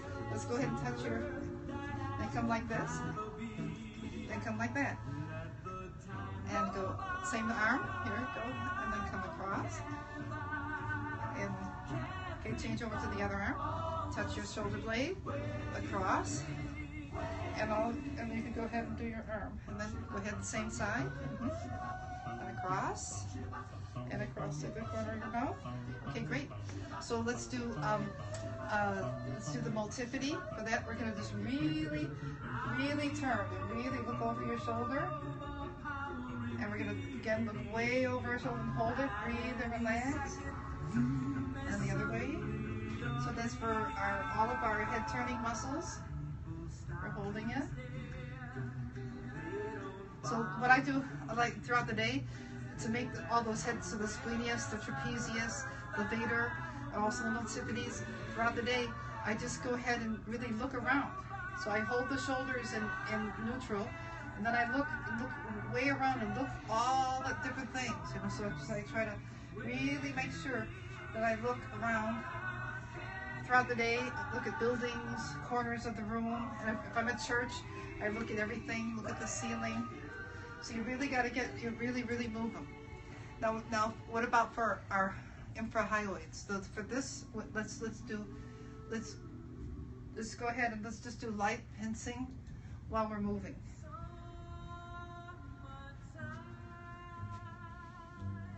Now, what are some special tricks though? Then we have a special, what do we call it, Justin? Silver bullets? The silver bullet. Okay, we have the silver bullet. Okay, so we had an underlying perpetuating factor, and in your case, remember, we saw something really interesting. So something that was holding her neck forward was her abdominals. So explain this again. So holding the neck forward? Yeah, so here she was going like, so the abdominals are short. So it's making her head go forward like this. So her abdominals are short, so the head's going forward. So one way of correcting it is, in the way you know what's happening, is you get your finger right on the abdominal, and then you lean back and you go, whoa, the abdominals are tight. You can feel it. So you can see right there. So one thing that can cause neck pain would be short abdominals. Okay, so silver bullet of this week is rarely ever treated trigger points in the abdominal wall muscles, especially on the stretch, can cause anterior head carriage, shoulders rolling forward, all sorts of postural distortions in the upper half of the body, right? Yes, and cross syndrome, which we also found on her. So her abdominals and her pecs were short, so we could treat the pecs. Oh yeah. Her stretch. Whoa, whoa. I forgot about that old upper cross syndrome. Whoa.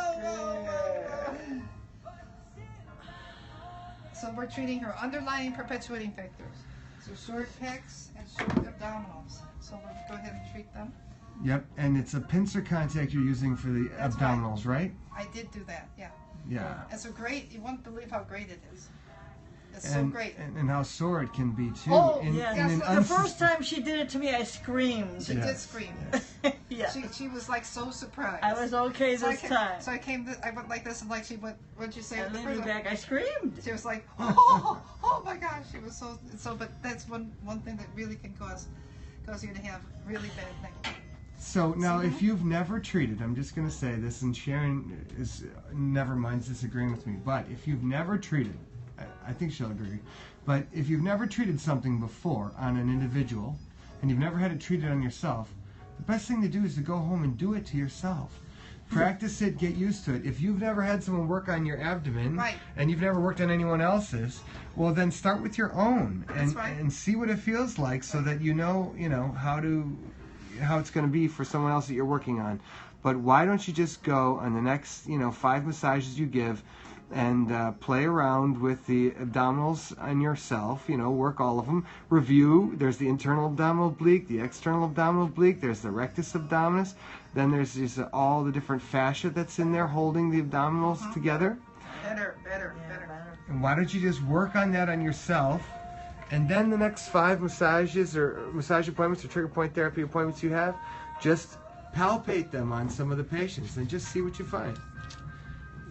If you're bored in practice, then you're probably not being curious enough, because there's plenty enough interesting things going on every day, and every person comes into the office. Wow, that's a significant improvement. Yeah. Nice. Okay, so we found a few improvements on you. So good. So I still see the character flaw. I don't know. Which one is that? Let's not discuss it. Okay. The one I keep focusing on. okay, so We'll have to correct that next time. yeah, we will. We'll have Maybe to. it's in the eye of the beholder. Okay, yes, I know Justin's the beholder. Right? So this time we did protocol 10. Yes. Next time we're going to do 11. So 11.